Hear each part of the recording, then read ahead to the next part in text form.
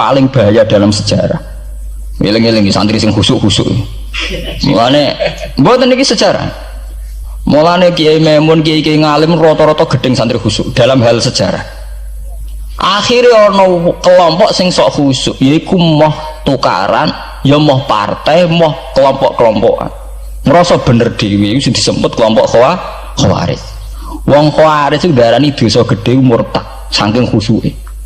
Ora ana dosa cilik, kabeh dosa iku gedhe. Mergo dosa iku bentuk pelanggaran terhadap Allah Subhanahu wa taala. Wis entek khusuke wong Khawarij. Ora ana wong khusuk dalam sejarah kaya wong Khawarij. Tapi saking khusuke duwe akibat Ali yo darani salah, Muawiyah yo darani salah. Ya kok wong saiki PKB darani salah, PKNU darani salah, NU darani salah, Muhammadiyah darani salah. Dekne mau klunak-klunuk ning kamar ora tau gawe madrasah, ya ora tau mulang ngaji. Paham nggih? Ya ora tau dadani umat, mau pertuntang-pertuntung. Iku Khawarij, ngono jenenge apa? Khawarij. Saelek-eleke partai iku sering duwe paguyuban, ngrudak-gruduk istighosah mbok gawe sekolahan. Saelek-eleke partai. Saelek-elek ormas yo sering gerakno masa nganggo kebaikan. Tapi sak soleh-soleh wong dhewean paling klunak-klunuk. Padahal nek nggawe madrasah dhewe, nek ora gawe proposal lho. Nek ora ngono donyane entek, padahal donyane mok sapi kuru entek. Iku nggo pondasine tok ora cukup. Nggo pondasine tok mboten apa? Cukup. Wis wong soleh paling apik sak donya, mumpuni niat gawe masjid lho. Ndadekno pondasine tok tanpa gretok ora ngarah cukup. Ada sing rapati sholat lewat partai proposal sana sini masjidnya jadi mewah boko duit subhat boko haram mbok abang mbok ijo mbok. Akhirnya wong Khawarij gawe satu kelompok sing ngalalno darai Ali yang ngalalno darai Muawiyah. Akhirnya matek dipateni wong Khawarij. Sampai sekarang para teroris, para bom bunuh diri itu rata-rata berangkat dari orang yang sudah anti sama kepartaian, anti sama golongan, merasa suci sendiri, kemudian banyak terjadi bom bunuh diri dan sebagainya. Itu sejarahnya panjang. Memang samu gampang tapi urip ya. Sebab itu semenjak itu sudah ulama-ulama itu tidak senang sama orang yang merasa sok suci sendiri, benar. Loh, saya sering ditanya, Gus, sampean itu kan tidak berpartai. Terus kalau organisasi di Indonesia yang kamu ikuti apa? Tak jawab. Asal NU atau Muhammadiyah itu mayoritas. Saya hanya ada di antara dua itu. Asal mayoritas, masih mayoritas. Soal aku tidak pengurus, memang tidak pengurus. Tapi saya milih di antara NU atau Muhammadiyah. Asal masih mayoritas. Secara organisasi lah. Bahwa per detail perilaku kita karena kita punya ilmu. Ya mungkin kita punya keekhasan sesuai kapasitas masing. Tapi kita harus milih salah satu NU atau Muhammadiyah. Karena ya Nabi sering pesan bahirul muslimin wa man sadza fin nar alaikum bil jamaah fa inna yadawahi ma'al jamaah wa man sadza fin nar. Kamu harus ikut kelompok mayoritas. Kamu enggak boleh hidup sendiri. Wa man sadza fin nar, yang merasa benar sendiri masuk neraka. Ya karena itu tadi ada madrasah karena dibikin kelompok NU. Nanti ada sekolahan modern yang menjadi izzatil Islam wal muslimin melawan wong Kristen atau wong fasik, ya sekolahan Muhammadiyah. Ngerono madrasah, ono turutan, ono lagar penceng, jasane wong ono sekolahan sing iso bersaing mbek non muslim wae Muhammadiyah. Ya itu saja kita. Karena kalau tidak direduksi begini, kita akan ikut kelompok-kelompok kecil yang merasa benar sendiri. Misalnya kelompok-kelompok yang kecil-kecil sing aneh-aneh. Itu kan mereka lebih orisinil. Tapi saat orisinil kelompok kecil itu luwih ngeri. Misalnya kayak kemarin ada kelompok An-Nazir. An-Nazir mungkin dia bisa ngepas no dawe Nabi yang sing rambutnya diping nih loh, sing tenggene japos bodone beda mek bodo kita. Saya tuh pernah melihat di Metro, ini cerita intelektual, pernah lihat di Metro wawancaranya ketua Jamaah An-Nazir. Itu dalam banyak hal memang mereka ingin memiripkan sama Nabi. Misalnya rambut dipilok diping. Dalam sejarah sampean takok ahli hadis, memang Nabi Sayyidina Umar Bakar tuh rambutnya apa di apa itu disemir.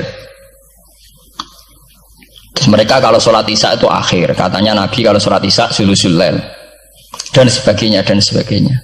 Tapi apa sisi yang dari itu terus kemudian merasa persis Nabi? Wong Nabi itu macam-macam. Beliau hidup itu berapa tahun? 23 tahun. Semenjak beliau jadi Nabi itu ngalami kenabian pinten 23 tahun. Dan itu punya ikhwal-ikhwal yang rawan ada nasah mansuh. Seperti sekarang di Pondok Indramayu, di mana-mana ada satu kelompok yang nganggep kehidupan sekarang itu adalah periode Makkiyah. Periode Makkiyah itu satu periode yang dimana sholat cek rapati wajib, zina rapati haram, nyabu rapati. Ya ada kelompok-kelompok di kota-kota begitu. Di kota-kota juga banyak orang yang sama orang zina itu biasa, sama orang nyabu biasa. Mereka sendiri tetap mengharamkan zina, tapi nggak perlu dilawan. Sehingga polemik ketika FPI begitu, ada yang mengatakan periode sekarang itu mirip Makkiyah, di mana kemungkaran nggak perlu dilawan, yaitu bil hikmati wal mau'izatil hasanah. Ada orang yang menafsirkan Islam sekarang itu sudah periode Madaniyah, sehingga kemungkaran harus dilawan. Yang kayak FPI itu yang anggap sekarang sudah periode Madaniyah. Lah itu kan artinya begini, semua itu toh mengklaim mirip-mirip niru Kanjeng Nabi. Masalahnya semua itu juga ngeklaim mirip-mirip niru Kanjeng Nabi. Nah, terus kemudian ini cerita Malik ahli sunnah. Kemudian sejarah memanjang. Sausi Ali bin Muawiyah keok, Sayyidina Ali keok di putra Sayyid Husain. Sayyid Husain kon ngakoni pemerintahane Yazid teng Syam. Sayyid Husain boten kersa. Idzan al mautu khairun bi. Kalau begitu lebih baik mati. Terus dibantai teng Karbala. Bons. Ketika dibantai di Karbala malah melahirkan trauma lagi. Wong Islam sing model tipikal Sunni tetap melok Yazid. Tipikal Sunni bukan Sunni, tipikal Sunni. Artinya melok Yazid wes ora usah dituntut dendam, malah ra ono bare. Akhirnya gak dendam. Kelompok Syiah iku apa-apaanan, putune Nabi kapundhut kok dingin-dingin saja. Kudu ono revolusi, akhirnya revolusi. Ngelahirno kelompok Syiah kanthi sak mangke. Karena kelompok Syiah itu berangkat dari tragedi Husain, semua penanggalan Syiah mengacu 10 Muharram di tanggal kabudute Sayyid Husain, dan revolusi Syiah selalu mengacu kebangkitan Sayyid Husain. Nah ahli sunnah mulai dulu karena melihat fenomena semua macam-macam pokoknya kayak orang Indonesia iki. Dan buatan derek-derek itu mulai dis. Bon, begitu terus sejarah sampai lahirnya sejarah intelektual.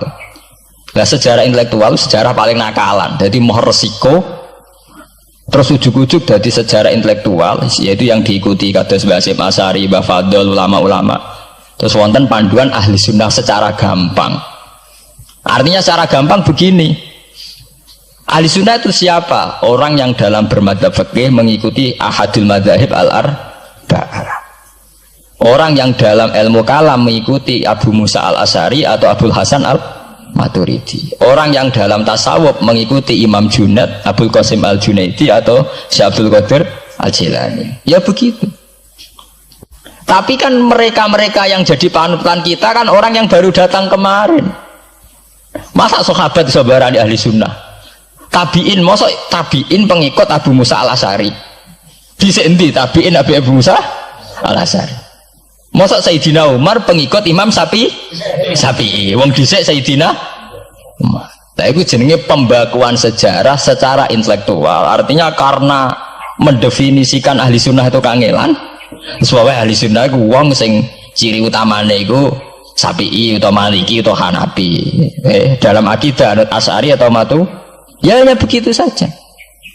Ya sesuai secara kultural kalau di Indonesia ditarif ahli sunnah sapa ya naraen oh ya Muhammadiyah. Karena Wahabi itu klaim ahli sunnah, sama jangan salah paham. Wahabi sendiri itu menurut konvensi internasional itu masih ahlus sunnah. Nggih. Dalam seminar-seminar OKI sedunia Wahabi itu masih kategori ahli sunnah. Muhammadiyah termasuk masih kategori ahli sunnah. Tapi kemudian ahli sunnah direduksi lagi. Ahli sunnah iso boy, sing sarungan ketunan kuno ya napa? Ahli sunnah. Ah, repot kan? Akhirnya secara global digawe takrif ahli sunnah iku sapa? Sing ora jelas sikape. Lah anak Syiah sing wani Amerika, takrif itu berkembang terus. Kok kebetulan Syiah diwakili oleh Iran, mulai dhisik ciri utamane Iran wani Amerika. Enggak dong, Iran nanti di presideni Shah Iran.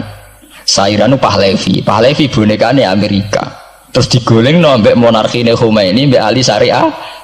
Semenjak itu Iran identik mbek wani Amerika dimulai zaman era revolusi sinten Khomeini. Badhe niku Rafsanjani dia masih wani Amerika. Terus sama kayak Ahmad bin Nijat nih. Mulai rian Iran mau di ciri khas sebuah negara yang wani apa? Amerika. Wani tenan Bores pokoknya jadi sejarah. Dene wis duwe sejarah ciri khasnya wani apa? Amerika. Nah sesuai jadi tarif. Pemerintahan Sunni piye? Sing balane Amerika, lala Arab Saudi balane Amerika. Lah sing Syiah sing wani. Lah sesuai tarifnya itu ben. Misalnya Amerika runtuh sing kuat Cina. Lah itulah kehidupan intelektual. Kehidupan intelektual itu akan selalu berkembang. Dan kita sebagai ulama, sebagai orang yang ngerti Quran harus membaca itu terus, fenomena itu, fenomena pergeseran-pergeseran itu. Lah sampai anak menangi lah, jenenge kiai ra ketunan koyo muruah. Ya menangi ketika ra ketunan dimulai tradisi PBNU sing tukang kiai desa mesti anak buahe PBNU. Lah genge sing Jakarta ora tau ketunan, kewapok.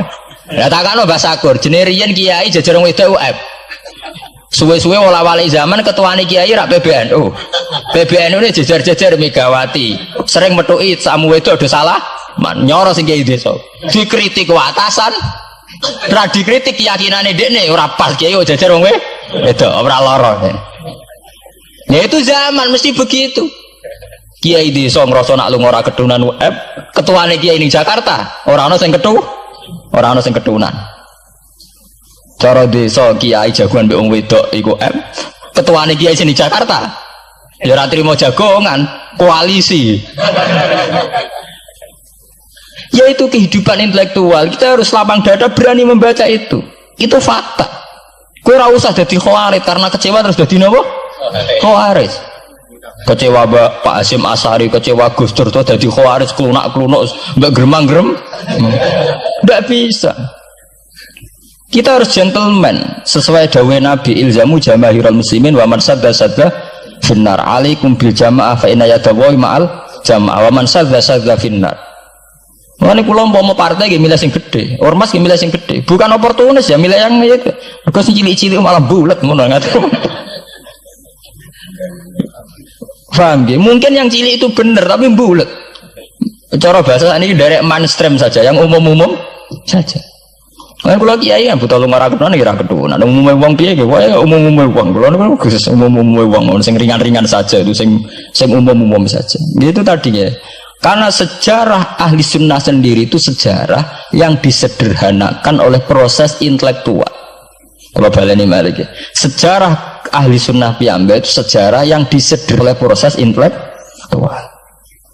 Ini kemudian ada takrif ahli sunnah itu sapa wong sing cara bermadzhab mengikuti ahadul madzhab al-arba, cara bertasawuf mengikuti Abdul Qasim al-Junaidi, nggih. Cara bertauhid atau berilmu kalam nganggo Abu Musa al-Asy'ari atau Abdul Hasan al-Maturidi. Tapi mana ada takrif itu zaman Nabi? Nabi ora menangi periode ini Abu Musa al-Asy'ari, ya ora menangi Abdul Hasan al-Maturidi. Zaman itu mau ngoten tok. Ahli sunnah sinten ya Rasulullah? Ma'ana alaihil yauma wa ashabi. Ya wong sing anut aku lan anut sahabatku. Alaikum bisunnati wa sunnatil khulafair rasyidin al-mahdiyyin. Kowe ku anut aku lan anut khulafair rasyidin. Iya zaman Abu Bakar enak ketuane sitok. Tunggale zaman Basim Asy'ari enak karo anut Basim, nak era putu. Jare sepo ya putune, jare sitok iku ya putune, iku ya putu, angger wong ya putune. Kula ereng wonten kiai alim wali teng Jawa Timur. Niku anak putune iku ora bangga. Mergo ager wong ya putune. Lho nggih to nggih. Misale Basim Asy'ari kiai top. Nah Basim jek dhewean kabeh wong menapa dawuh Basim. Era anak rek 6 5. Lah nek era putu karek ngitung kan. Anak-anak 5 dan anak 5 anak putune wis sawe. Putune madzhabe beda-beda.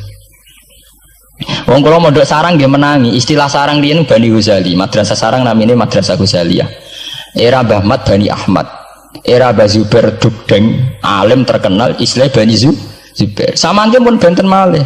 Putrane Mbah Zubair itu banyak. Ya, putrane Mbah Zubair banyak. Nah, kebetulan yang punya nama besar Kiai Maimun. Ya ada sendiri Bani Maimun, yang satu Bani siapa Bani? Ya sama Mbah Zubair. Tapi era anak kan sudah beda kan? Lah Basim Asy'ari nasibnya ya nanti kayak itu. Beliau satu dulu masih tunggal, wong mesti daerahnya Basim Asy'ari. Era putu. Gus Dur ya putune, Lili Wahid ya putune. Anake Ki Wahid piyambak pinten? Urung anake Pak Yusuf Hasim piyambak pinter. Anake oh pirang-pirang kabeh ketika tukaran alasan aku ya putu iku ya putu. Sing dinggo genderane bae ayo. Dan iki kula cerita, Mbah Batu Ampar, Samsudin Batu Ampar wali terkenal. Ya wong dadi putune ya bangga, tapi saiki putu-putune ora bangga. Mergo angger wong ya putune. Lah anak sebagian anake sing seneng wayo, apa angger wong putune. Wong di antara duriyane sing seneng wayo. Angger wong ya putune. Ini masalah-masalah yang itu tadi. Kemudian ada persederhanaan intelektual. Kayak masalah ahli sunnah itu. Sing anut Sayyidina Ali jari anut sahabat, sing anut Muawiyah jari anut sahabat. Termasuk sing anut Ibnu Abbas, sing anut Abdullah bin Umar. Di mana dua sahabat ini dalam posisi orang melok-melok. Makanya kayak saya, kayak ulama-ulama rata-rata mengikuti mazhabnya Abdullah bin Umar. Karena saat ada konflik Ali Muawiyah, beliau itu bersikeras orang melok-melok. Beliau tetap mengajarkan sunnatul Rasulillah tanpa berpihak kelompok. Tapi banyak riwayat mengatakan Abdullah bin Umar bin Abbas itu kecewa. Hanya kecewa itu getun dia melok-melok. Ya karena itu tadi, ketika ada dua pilihan, ramelok-melok itu ya terus repot. Dia tuh sampean saiki pikir mau nih, saelek-eleke wong melok P3 atau PKB, iku melok nentokno kemaslahatane Jawa Timur, mbah Bojonegoro, mbah apa. Tapi saapi-api wong ra melok-melok, nentokno mudun lho ora melok-melok. Sehingga ada mazhab ahli sunnah sing majibno wong kudu melok-melok. Karena saapi-api wong ra melok-melok iku ndak ada yang dikaryakan, nggak ada yang dipekerjakan. Oke, misalnya taruh saja misalnya sampean melok PKB atau P3 atau melok PAN. Saelek-elek melok, itu mesti melok mikir nasib bangsa. Tapi saapi-api melok-melok orang sing mbok lakoni. Sebab itu ya banyak saja ulama yang mengatakan ketika ada partai yang macam-macam kayak kudu melok salah siji. Bukan apa-apa ya nganggo perhitungan amal. Kalau ulama ya pakai perhitungan apa? Amal. Sebab itu ketika ada waqatil Jamal, ketika Sayyidina Ali bentrok be Aisyah, itu ya sahabat ada yang melok Aisyah, ada yang melok Ali, orang kok terus muni ra melok. Ya tapi itu tadi kula wau matur teng awal, ketika Rasulullah dawuh kowe anut aku lan anut sahabatku, dawuh iku masih normatif. Artinya normatif ketika sahabat kepemimpinannya tunggal jelas anut Abu Bakar. Lah nek saiki sahabate dhewe wis tukaran. Iku tunggale ana wong dawuh kowe anut kiai, mati urip donya akhirat anut kiai. Urusane kiai ini dhewe wis beda be. Ngono urusane kiai ini dhewe wis beda. Nah iya misalnya kiai PKNU kan ngono alasane, kowe anut kiai, anut sapa ora anut? Ya empun Mbah, tapi kiai kula P3. Mau cari kiai P3 kowe mati urip anut kiai, empun anut Mbah, cuma kiai kula PKB. Lah ini masalah. Lah ahli sunnah itu kayak itu, posisinya itu begitu. Nah, kemudian konvensi internasional mengatakan daripada bulat ngono terus dibakukan secara intelektual dan diikuti oleh Mbah Hasyim Asy'ari, Mbah Fadl, ulama-ulama Indonesia terus gawe takrif sing sederhana. Ini terus dibakukan lewat kitab Al-Kawakibul Lama'ah sing disahkan muktamar teng Jombang. Ahli sunnah pokoknya panduannya begitu. Fikih aja sampai metu ka madzhabul arba'ah. Tauhid aja metu ka Abu Musa Al-Asy'ari atau Abdul Hasan Al-Maturidi. Tasawuf anut Imam Abdul Qasim Al-Junaidi atau anut si Abdul Qadir Al-Jilani. Ya, atau Imam Ghazali ya kayak itu. Artinya umpama bebas ngeri. Misalnya bebas ngeten. Fikih anut Dawud Ad-Dhairi, ora selingkuh terus ki misalnya. Wong Dawud Ad-Dhairi syaratnya kawin kaya wong selingkuh. Mesine fikih anut Dawud Ad-Dhairi rak barbaran. Oleh kawin mut'ah, oleh kampung apa wali, ya pras ning hotel seksine supir tok terus kawan kawin. Lah umpama tasawuf anut Ibnul Arabi utawa anut Al-Halas, apa ora wahdati wujud kabeh manunggaling kawula ing Gusti. Untunge tauhide tasawufe kon anut Abdul Qasim Al-Junaidi sing kaya umume wong. Beliau sebagai ulama ya mulang ya kumpul wong. Lah munggo tasawufe anut Ibnul Arabi, apa ora wahdati wujud utawa anut Husain Al-Khallat, apa ora dadi Siti Jenah. Paham ya? Jadi orang gunane dibatasi, nek ora dibatasi liar tenan.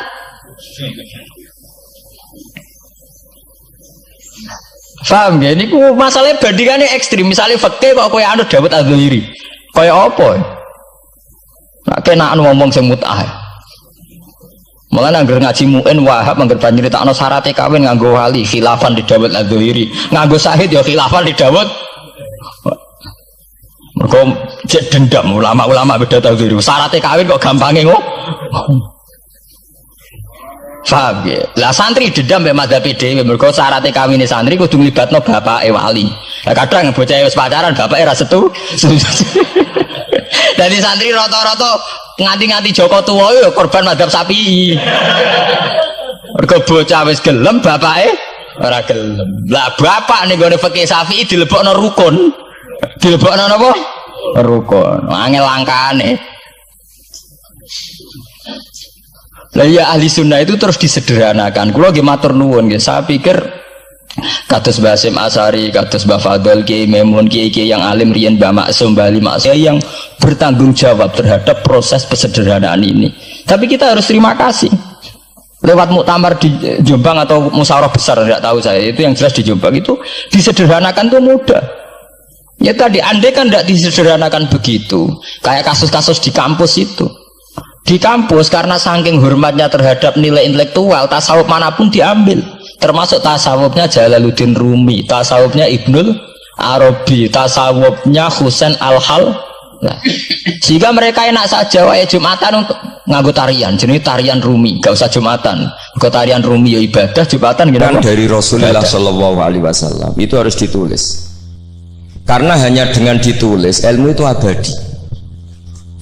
Nggak boleh riwayat itu hanya berdasar karena kamu hafalan mundobit itu terus tidak nulis, tidak boleh. Kita itu punya pengalaman buruk dan itu eman betul. Gini ku fiqhul Les bin Sa'ad. Al-Les afqahu min Malik, dari Imam Syafi'i. Al-Les afqahu min Malik. Illa anna ashabahu dayya'uhu, kata Imam Syafi'i. Lais itu orang paling alim, alimu Misra, faqihu Misra. Itu kalau debat sama Imam Malik itu berjilid-jilid. Tapi ashabu Malik itu lebih peduli terhadap pikiran-pikirannya Imam Malik, sementara ashabul Les itu enggak. Sehingga enggak ada mazhabnya hilang. Jadi nasib ulama yang mazhabnya hilang itu Les bin Sa'ad. Kemudian Sufyan bin Uyainah, ini semua gurunya Imam Malik. Sufyan As-Tsauri juga gurunya Imam Malik, gurunya Imam Syafi'i. Nanti nasibnya Mbah Mun kalau tidak ada yang mentadwin, membukukan, akan seperti itu. Karena orang akan menafsirkan tidak dengan panduan guru-gurunya ila Rasulullah Shallallahu Alaihi Wasallam. Saya masih ingat ketika ini betapa luar biasanya Mbah Mun tentang tafsir. Seperti yang kita katakan Gus Rosid tadi, Mbah Mun itu putra Mbah Zubair, tapi ngaji sama orang ahli tafsir, ahli Quran, Said Alam. Sehingga Habib Salim Asy-Syatiri itu punya karangan ya tentang tafsir, namanya An-Nafahat Al-Haramiyah atau Al-Fawaid Asy-Syatiriyah. Kalau gadah kitab sekitar 2 jilid. Mbah Mun itu dulu ngajar kita Faidul Khobir fi ulumil Quran, fi ulumit tafsir. Rian ngajar seminggu 2 kali di MGS. Ini Pak Sukron ya termasuk alumni MGS, berarti pernah sekolah berapa kali diulang Mbah Mun? Seminggu 2 kali. Jeleng seminggu 2 kali. Khatam. Tak kok khatam gak boleh. Jujur itu baik. Jadi jujur itu baik. Nah, barokahnya mudawan. Saya beri contoh satu, betapa resikonya andekan ilmu itu tidak mudawan. Ya kayak Khawarij itu. Khawarij itu orang yang ibadahnya khusyuk, tapi itu kecelakaan bagi sejarah umat. Sampai Nabi ngendikan syarru hadil ummah al khawarij syarrul khalqi wal khaliqah. Orang Khawarij itu buruk-buruknya makhluk, ini Kak sabda Rasulullah Shallallahu Alaihi Wasallam. Karena orang Khawarij itu menganalisis nubuah itu dengan pikirannya sendiri, bukan dengan pikiran sing mudawan musalsal ila Rasulullah Shallallahu Alaihi Wasallam. Saya beri contoh yang paling gampang. Ketika Nabi Fathu Mekah itu kan corong Jawa kudune kaul itu semangat tawaf. Tapi Nabi unik, semua sahabat itu tofu mus'atan, semua tawaf secara jalan kaki. Padahal kayak apa kita diusir dari Mekah, kayak apa kita meninggalkan Mekah secara tidak terhormat. Mestinya Fathu Mekah yang diperjuangkan mati-matian itu menjadikan hal yang luar biasa. Dan kita punya kaidah al-ajur bi qadrit ta'ab, bahwa pahala itu sesuai tingkat kesulitan. Tapi Nabi itu unik, semua sahabat itu tawaf jalan, tapi Nabi itu tawaf rakiban. Nabi dengan santainya naik unta, kemudian beliau tawaf. Itu andai kan tidak ditadwin, tidak dibukukan oleh ulama-ulama, termasuk Imam Nawawi yang ngarang Majmu', maka orang Khawarij atau yang sejenisnya, nggak usah diterjemah garis keras atau garis apa nanti sensitif, pokoknya Khawarij dan sejenisnya. Dan itu di Mekah, jadi kamu jangan ngait-ngaitkan dengan Indonesia. Itu mesti menafsirkan kok enak Nabi lengas-lengas numpak unta sing liyane mlaku. Tapi barokahnya tafsiran ulama itu dibukukan. Nabi yang saat itu tawaf rakiban, ya, Nabi yang saat itu tawaf secara berkendara, itu afdolu mungkin bi alfi fadilatin sampai ila mala nihayatallah daripada yang tawaf masyian. Karena yang tawaf berjalan itu hanya melakukan satu kaidah bahwa al ajri bi qadrit ta'ab. Tapi itu punya resiko fikih jangka panjang. Andai kan Nabi ikut tawaf jalan, maka akan dianggap syarat sahnya tawaf harus berjalan. Dan itu kita kesulitan ketika kita setengah lumpuh, setengah sakit. Lalu kalau kita pakai kursi roda, pakai skuter, dalilnya apa? Barokahnya Nabi tawaf rakiban, maka ada solusi, ada referensi kalau kita tawaf tidak masyian, yaitu dengan cara naik kursi roda dan yang lain-lainnya. Maka ketika Imam Nawawi, maka yang dilakukan Nabi itu fardun alaihi, Nabi melakukan itu harus, karena Nabi harus menjelaskan ke umat bahwa tidak termasuk syarat sahnya tawaf adalah secara berjalan, tapi naik juga boleh. Itu andaikan tidak ditadwin oleh ulama, maka pikiran ini tidak sampai kita. Dan kita rodok-rodok Khawarij, kok enak Nabi, padahal Nabi pas itu ya sehat. Nah sama, ketika Mbah Mun ngersakno Gus Yasin jadi wakil gubernur, juga banyak Gus Rosid ini, Gus Subak kerso jadi DPR RI, Gus Kamil ya ketua DPR Rembang. Itu maka menjadi fikih bahwa ulama itu tidak harus berhadapan-hadapan dengan negara. Buktinya orang sekali Mbah Mun, putrane diminta disuruh mengkhidmati negara. Sehingga harus menjadi tradisi besar bahwa ulama dan umarok tidak harus berbenturan. Bukan masalah menangkal. Coba kalau itu tidak ada rawinya, paling golek gaji, paling golek duit, nah itu kan ruwet. Itu tafsiran Khawarij itu.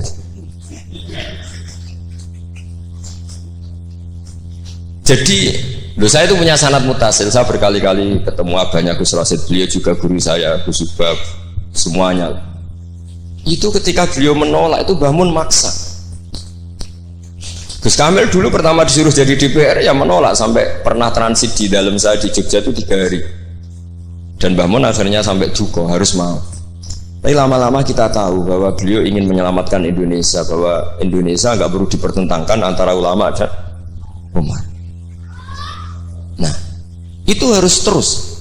Karena kalau kita ingin versi tertentu, pasti Indonesia itu chaos. Chaos itu ya chaos ya. Huru-hara. Kalau huru-hara terjadi safkut dima, pengaliran darah, yang dosa kita.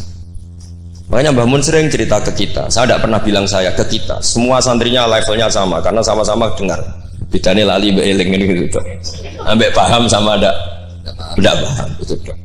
Sebetulnya saya ingin bilang saya, karena saya berkali-kali khasoni bidzalika syekhuna, tapi kita semua sama lah, sama-sama mutawatir sama. Fiqhus siyasa atau fiqhul imamah atau fiqhul khilafah, terserahlah bahasa sampean. Itu juga harus diwariskan. Sehingga dulu sampean tak ceritani, dulu yang semi-semi Khawarij itu ya sudah banyak. Wah Nabi itu harus ngomong akhirat terus, masa Nabi jabat. Oke, dari segi jabatan itu duniawi, kesannya buruk karena jabatan itu duniawi. Tapi kalau dibalik, atardo ayyaku nasolihu tahta yadidz zalim. Kue ridho kalau orang-orang yang nggak sholat, nggak cewek, nggak istinja, mimpin wong soleh. Jadi harus dibalik, harus membolehkan orang soleh yang mimpin orang dolim. Jangan dibalik, wong soleh pokoknya yang masjid kabeh, wiridan kabeh, dipimpin wong zalim, hanya karena kamu mengharamkan politik. Jadi orang itu harus ngerti. Makanya ketika beberapa nabi itu harus kita tahu, ada nabi yang ngaji terus kayak Nabi Yahya, Nabi Isa. Ada yang nabi yang seumur-umur itu jabat kayak Nabi Dawud, Nabi Sulaiman. Kamu boleh meniru Nabi Dawud, Sulaiman jabat, tapi nggak boleh meniru istrinya 1000. Itu 4 saja masalah gitu. Sitok wis kudu pegatan ya gitu sekarang. Rai-rai gak meyakinkan itu satu aja sudah. Tapi itu tidak saya loh. Jadi sampai Allah menurunkan ayat am yahsuduna nasa ala ma atahumullahu min fadli faqad ataina ala ibrahim alkitaba wal hikmata wa atainahum mulkan azim. Jadi ada orang-orang soleh yang oleh Allah disebut bahwa mereka itu jabat. Gini ku alu Ibrahim. Ada banyaklah orang-orang soleh yang jabat. Mereka adalah orang-orang yang tak kasih kitab, tak kasih hikmah, tapi ya wa atainahum mulkan azim. Ketika Mbah Hasyim di putra Gus Wahid jabat, dulu Mbah Wahab Hasbuwah dia anak Gus Wahid juga jabat. Mbah Mun punya putra Gus Bab, abahnya Gus Rosyid dulu ya di PRRI, Gus Yasin wakil gubernur. Ini kita sebagai muridnya Mbah Mun bukan melihat urusan jabatan, urusan bahwa kita ikut berbakti sama negara. Makanya ketika Mbah Mun kapundhut hari Selasa tanggal 5 Dzulhijjah, itu saya masih ingat betul ketika itu saya di dalam ada Gus Subab, ada Gus Naji, ada Gus Kamil, ada semua lah. Itu mereka itu kelihatan apa ya, masih nggak sadar kalau abahnya wafat. Kelihatan senang. Senangnya itu karena mereka menyaksikan betapa yang diinginkan Mbah Mun itu kesampaian. Beliau-beliau ini cerita, Mbah Mun itu cerita gini, Cung, aku nak mati Jumat berarti aku wali. Nak mati Selasa aku ya wong alim. Jadi berarti beliau itu milih jadi orang alim. Jadi dia relax. Terus ada beberapa apa ya uang lah atau apalah.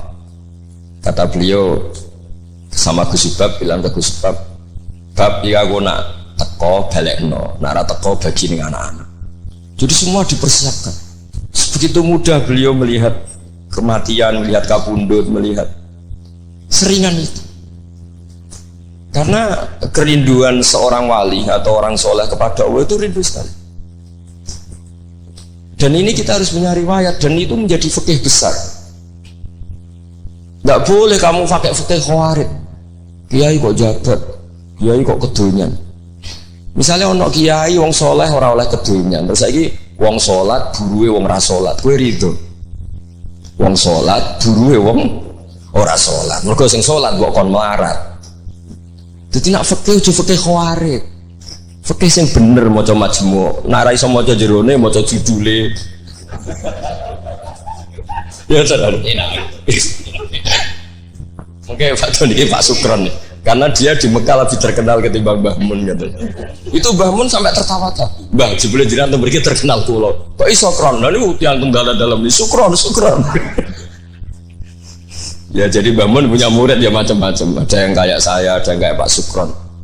Makanya saya pertama datang, Sukron tikur, jarang enten, celok, nak agak teko agak gelem isi aku. Terus datang. Tadi bisi saya, Gus aku di foto, nak raja jerjeran gak di foto. Terus saya bilang gini, saya itu kalau di mana-mana sering jejer wong putih, lagi ki jejer wong ireng aku. Semoga ini kafarohnya saya jejer wong putih-putih. Jadi saya teruskan lagi ya, harus selalu ada riwayat. Makanya saya alhamdulillah pernah diminta Gus Subab itu ya guru saya, beliau baca manhajnya fikihnya Mbah Mun di acara kesekian harinya Mbah Mun wafat. Karena saya masih ingat betul ketika di Medina saya sering digandeng Mbah Mun. Sholahuddin Al-Ayyubi nganti pintere ngono iku jarine mergo murid Imam Ghazali. Tapi jarine hak muridé ibu putu murid. Terus saya bilang putu murid ya impun nate kula hitung nak murid mboten pas, mboten tok waktune. Yes putu murid. Karena saya pernah di masjidnya Sholahuddin Al-Ayyubi di mimbarnya. Itu futuhatnya itu sekitar 815. Jadi kalau tak hitung Imam Ghazali lahir 410, 450, wafat 505, kayaknya betul menang. Oh ya senang putu murid. Itu beliau punya konsep mengalahkan pasukan salib, itu yang dipakai itu kitab Ihya. Itu singkat cerita beliau nyuruh jaiku golek ya, tak cari ya, ketemu terus tak tasihkan beliau ya itu sih tak maksud ya. Itu Imam Ghazali begitu fasih cerita tentang penyusunan kekuatan, dan itu logikanya sederhana sekali dari sesuatu yang jibillah, yang normal. Misalnya begini ya, al insan abdul ihsan, bahwa manusia itu pasti menjadi budaknya kebaikan. Hitung saja sekarang misalnya begini, kita jadi orang soleh, meditera karuan, gremengan, sinis. Yang ini orang fasik, senyum, lomo, apian. Kira-kira orang netral itu kalau jagungan ke kamu apa ke sini? Yang lomo, yang nyaman kan? Sehingga orang boleh mengatakan ketika ngarang fikih, senyum itu sunat di karangan fikih. Tapi di aplikasi nyata tidak bisa. Bagaimana kalau ada orang netral, bisa soleh, bisa fasik, sing fasik senyum, sing soleh merengut, sehingga yamilu orang yang netral ini ke yang fasik. Kamu bisa ngarang fikih kalau sodako itu sunat, karena itu sudah tidak wajib, karena yang wajib itu zakat. Kamu bisa ngarang fikih seperti itu. Tapi kalau dalam tatbiki tidak bisa. Misalnya saya orang soleh hidup di tengah kota, atau orang soleh hidup di pedalaman, terus saya medit mentang-mentang sudah zakat, nggak pernah sudah. Sing wong fasek jor-joran sering nyervis rokok gratis, ngopi gratis. Kira-kira kemana kecenderungan orang? Ke yang fasek, karena al-insan abdul es. Nah hal-hal seperti ini tuh yang dikaji Imam Ghazali, kemudian itu menjadi inspirasi Salahuddin Al-Ayyubi. Kalau dia ingin solid maka harus berbuat baik sama siapa saja, karena itu cara punya kekuatan. Nah kita enggak, kita ini memaksakan kebenaran tapi prosesnya tidak simpati.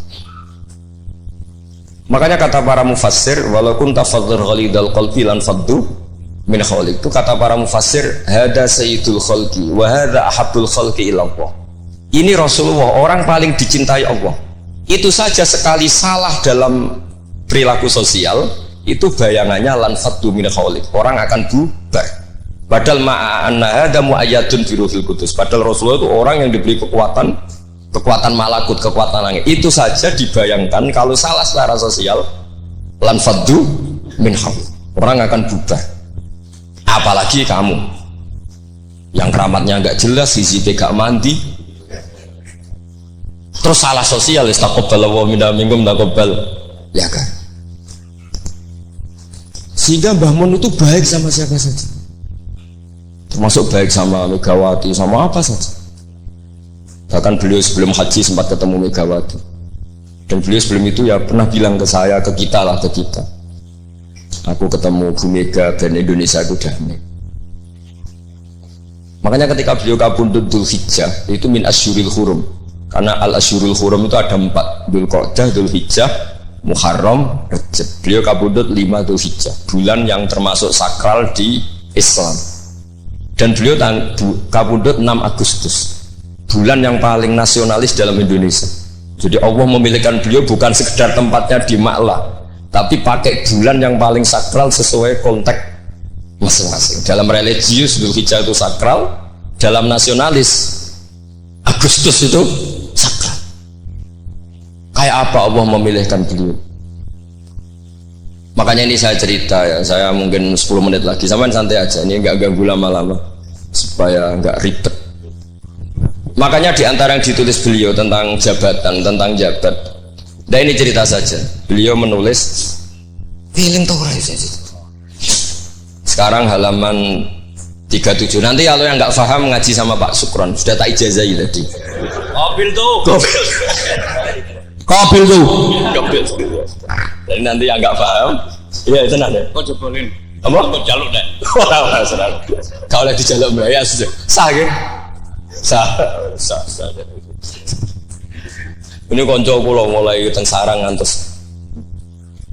Nanti foto-foto tegen kulo tanggal 3 Syawal. Nih Pak Sukron nih. Gus, gue nak jadi kiai jegeman kaya aku. Tak pikir apa?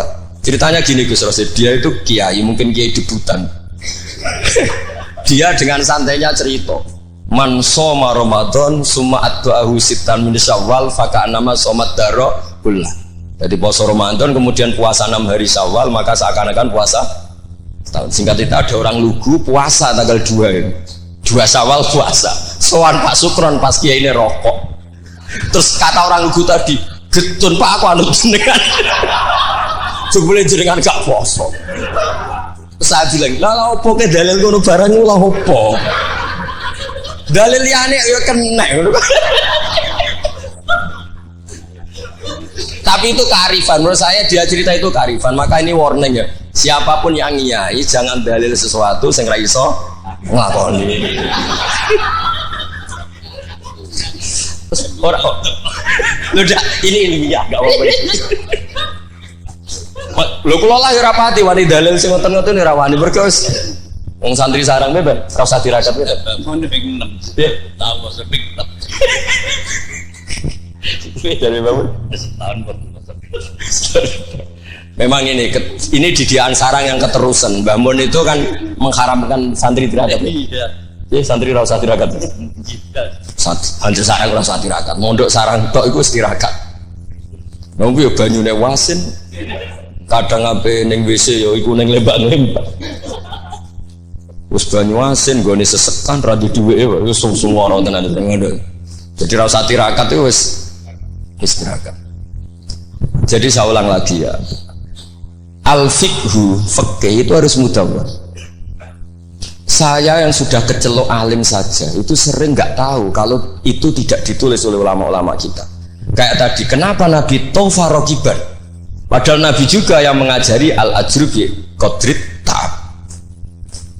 Andai kan Nabi tidak tofa rokiban, maka kita akan kesulitan nyari referensi bagaimana hukumnya tawaf pakai kursi roda.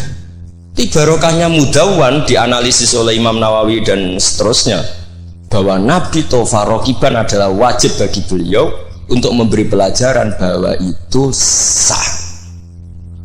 Coba kalau nggak ada penjelasan itu, mungkin orang menduga-duga Nabi ku piye dipek menangi dewe, mukhawarid sebenarnya. Dan itu harus ada yang mudawwan. Sama seperti Nabi Dawud, Nabi yang jabat, Nabi Sulaiman, Nabi yang jabat. Supaya jabatan itu tidak tunafis solafiyah, bahwa jabat itu tidak berlawanan dengan kesolehan. Nyatanya banyak orang soleh yang jabat. Tentu yang nggak jabat lebih banyak. Isra tak belo. Pak Sukron ya soleh tapi buatan jabat. Cuma soleh sampai kuat ngantek kapan ya ora roh. Nah sini yang halaman ini terakhir, masih 7 menit, 37. Hada summa idza nazarna ilal adarisan. Kula waca. Bismillahirrahmanirrahim. Wal mamlakatani al ukhrayani allatani mazalata qaimataini ilal yaum. Ani al mamlakatal hasyimiyah al urduniyah wa mamlakatal maghrib tawallahuma al hasaniyuna aidan.